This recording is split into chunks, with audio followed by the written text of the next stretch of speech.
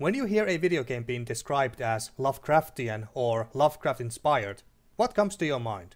Most, I would imagine, will think of games like Cyanide Studios' Call of Cthulhu, Stygian Reign of the Old Ones, Call of Cthulhu Dark Corners of the Earth, Chronicle of Innsmouth Mountains of Madness, or games like Bloodborne and Darkest Dungeon.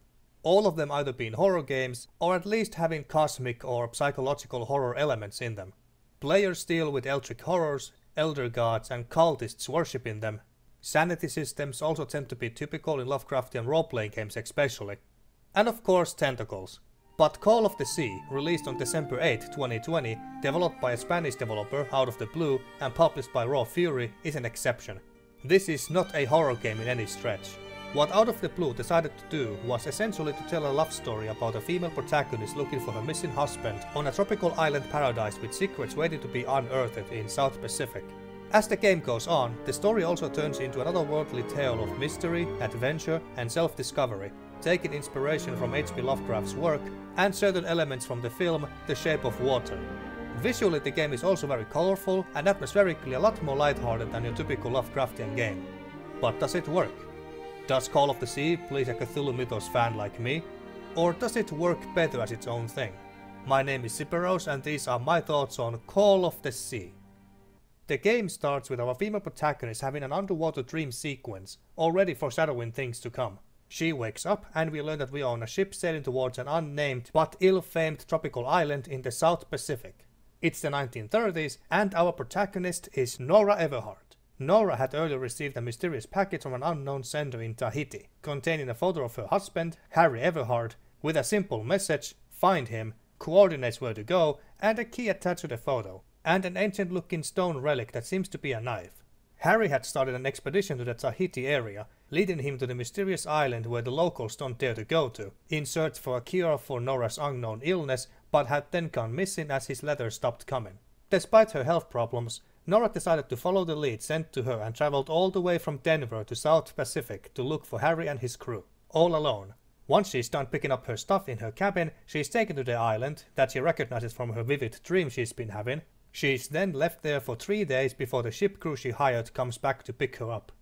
And that's where our search for the Everhart expedition and exploration of this tropical paradise begins. It's a very simple but wholesome story about a physically weak but determined woman and a devoted, loving wife looking for her husband. But the more interesting part about the story is everything else about the island itself and the secrets and history behind the ancient ruins of an unknown civilization. And the more we spend time on the island, the more we also learn about the past inhabitants who apparently were not entirely human but amphibian. Looking back, I think the game revealed its secrets a little too early, and thus some of the revelations didn't end up as shocking as they could have been. But it didn't bother me, and I enjoyed the journey regardless. But they could have been more subtle about certain elements of the story. And when I finished the game, I thought how nice it would have been if I had learned more about the fish people, who was their god or gods they worshipped, and what was that black ooze that they used for pretty much everything. I certainly had my theories thinking about certain deities from Cthulhu mythos. And yes, Call of the Sea does take place in the same setting Lovecraft had created, since places like Arkham and Innsmouth, and certain characters and events from his stories like Lecrasse and his investigation on cult activities from Call of Cthulhu, and the disappearance of the Gardner family from The Color Out of Space, for example, are briefly referenced to. But now, after thinking about it some more, I think it was fine to leave some things a little ambiguous and leave room for players to make their own theories. Now, to be honest, I'm not usually a big fan of adventure games like Call of the Sea. The game is in first person for one, which I don't mind much, but I prefer third person adventure games where I can see the protagonist on the screen along with other characters. Except that there are no other characters that we can interact with in this game, and that's the second bigger thing for me. I knew to expect that when I started playing, but I still hope that we would have at least found and talked to Harry face to face at the end, which, spoiler alert, didn't happen. It's just you and Nora exploring the island, solving puzzles and unearthing the truth about the island and Nora herself. Speaking about Nora, let's talk about her for a bit. I really like her a lot as a protagonist. Nora is a perfect example of not only a strong female protagonist, but a strong character in general who is not physically strong or in good health due to her disease. Many people today seem to think that a strong character, female or otherwise, must also be physically powerful and capable to kick ass. But I don't think so. Physical prowess can certainly be a part of a strong character, but it's not essential. I think that a truly strong character is someone determined to overcome whatever obstacles they face through hard work and won't give up. And that's exactly what Nora is like in this game. She, against all odds and despite her illness, decided to travel across half the globe all alone, in 1930s mind you, to search for her husband. She is a lovable, sweet, caring, optimistic and just a wonderful woman, and Harry is a lucky man for having her. She was also excellently voiced by Cissy Jones, giving us an emotional performance. You left a year ago to search for a cure for my affliction. Your letters kept me close to you, but suddenly they stopped coming. What happened, Opal? What did you find? Whatever it was, it led you to hire a crew and set sail from San Francisco to Tahiti. And from there, to this place. An island in the middle of the Pacific that the locals refuse to even name. There's not much to say about the rest of the characters since we don't see or talk to anyone in the game directly, and their roles are basically just being background characters. The only exception being Harry Everhart, voiced by Yuri Lowenthal, who is the reason why we are on this adventure in the first place. I know you won't ever read this letter, but I'm accustomed to writing you and it comforts me in this strange place. This island is riddled with secrets. So many secrets. But I'm not only talking about mechanisms and contraptions, Nora. But even if we didn't read or listen Harry writing his unsent letters addressed to Nora, saying how much he loves her, how far he's willing to go to find a cure, and how he feels the island is changing him, I could tell that he must be a great man, worth all this trouble if a woman like Nora traveled half across the US and the Pacific Ocean to find him. And despite never actually meeting the guy face to face, his presence can be felt throughout the journey as we find his campsites, the letters of course, and other clues telling us he was here. The chemistry, respect and love Harry and Nora share as equals is just beautiful. What is also beautiful is the game itself aesthetically and its diverse environments. When you first step on the golden sandy beach of the island, the sky is sunny, water unrealistically blue reflecting the sky, and you are surrounded by lush green vegetation and see colorful flowers and birds flapping around. Besides beaches and jungles, we get to explore small villages, caverns and temples, and other ancient ruins that can seem otherworldly and alien, both above and underwater. The underwater sequences and environments are also well done, and unlike most underwater levels in video games, they weren't annoying or stressful to explore since you don't need to worry about oxygen, and while there's many brightly colored fish swimming past, there's thankfully nothing trying to eat you. I like how the sky changed colors as I progressed through the game, and the day turned to dusk, night, dawn, and back to daytime. My favorite location is perhaps the black sand beach with the large shipwreck where the expedition had made one of their campsites, using the supplies and equipment they saved from the ship's hull, with impossibly large claw marks on it.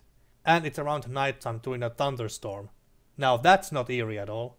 During our adventure we find multiple campsites set and later abandoned by the expedition, and it's fun to explore every nook and cranny of those areas because they feel like people actually lived and worked there due to all the little details like the crew members' equipment, supplies, and personal items lying around, including lots of notes, diaries, and unsent letters conveniently left behind for us to read, and that's how we learn about the crew members, how they felt about each other, and the tragic events that happened to them. And that's how you also get clues to solve puzzles. The attention to details in sound design was also noticeable, from the sounds of footsteps on different surfaces to the overall ambience sounds. The environmental storytelling is well done here. Let's move on to the puzzles and gameplay in general next. Call of the Sea's puzzle design is rather narrow due to the fact that there is no items to pick up. Well, technically you do pick up at least a couple of items that I can remember, like the key from the start, but there's no inventory and you don't select and use items manually like you do in most adventure games. There's no item-based puzzles of any kind in this game, which was a nice change for me admittedly, but I still do prefer adventure games with item-based puzzles and gameplay. Anyway, despite the puzzle design being more limited with no items to pick up and use, the developers did manage to make well-designed, fun and satisfying puzzles. There's lots of buttons to press and switches to turn, and they usually involve opening doors or bringing down a bridge for example so you can move on to the next location. Many of the puzzles are multi-layered and, while at first head-scratching, very fair. The only time I went to check out a nice Game Hints website for hints to a puzzle was at Black Sand Beach with the ship, where there was also this large organ built by the fish people long time ago. I was supposed to play it after tuning it right to open a large door. The reason I looked up hints for this puzzle was not because the game didn't offer enough clues how to solve it, at least in my opinion, but because there was so many steps and things to keep track of that I forgot about one of them. The organ and its buttons, the sea level, the piano notes, the machine generating electromagnetic waves, and the slideshow projected to a large canvas. I was so focused on the other things that I forgot about the latter entirely, and I was reminded of it when I was reading the hints. That was the only time. All the other puzzles I managed to solve on my own, and each time it felt very satisfying. And because sometimes there is many things to consider while thinking of a solution to a multi-layered puzzle, Nora writes and draws everything down to her journal, so the game even saves you from the trouble of having to backtrack, double, triple checking all the symbols on the walls, drawings on other people's notes, and so on. That feature was very much appreciated. The only other notable criticisms that I can think of are 1. Nora being slow, especially when she walks, so I was running all the time whenever I could, but even then she felt a little slow. And secondly, there's also invisible walls here and there, which is always immersion breaking. And I remember a couple occasions when I had to walk around something, like a rock or a gap for example, that seemed small and insignificant enough for us to walk over, but no, had to walk around it. Not big deals in the grand scheme of things, but something that I noticed and broke my immersion a tiny bit. After I finished Call of the Sea and uploaded the last episode of my blind playthrough of it on YouTube, one of my most active viewers, David Page, pretty much summed up the game perfectly, so I'm gonna quote him here. Quote, "It is quite unusual for a story based on the Lovecraft mythos. They created a wholesome love story rather than cosmic horror. They shifted the usual genre expectation, and it worked. So it was quite surprising, but a refreshingly new use of the mythos." End quote. Couldn't have said it better myself. Just like Stuck in Attic with the Gibbous, a Cthulhu adventure that tried to combine the mythos and cosmic horror with the cartoon look and humor of that of LucasArts games, and which worked in my opinion, Out of the Blue managed to create a unique Lovecraftian experience by trying out something new with the genre and tell a story about true love and self-discovery. It can easily be beaten under 10 hours, which I think is about the right length for this game. Of course, if you prefer your typical horror-themed Lovecraftian games with eldritch horrors, cultists and so on, Call of the Sea most likely won't be your cup of tea.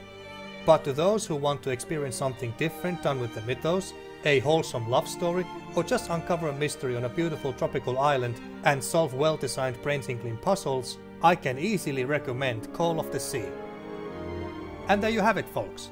Those were my thoughts on Call of the Sea. What are your thoughts on the game? Let me know in the comments, and thanks for watching.